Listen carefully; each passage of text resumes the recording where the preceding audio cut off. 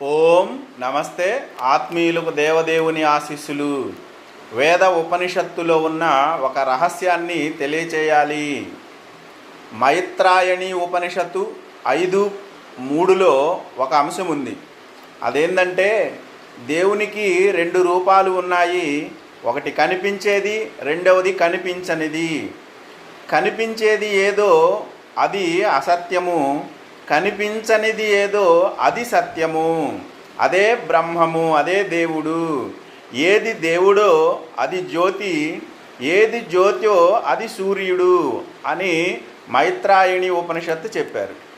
దేవునికి ఇప్పుడు సూర్యుడిని మనం గమనించినప్పుడు ఆయన వస్తువు కాదు, కనిపించనివే అయినా ఆకాశము, గాలి ఈ రెండు కనిపించవు. భూమి, అగ్ని, నీరు ఇవి కనిపిస్తాయి, కానీ సూర్యుడు వీటికన్నా మధ్య రకము.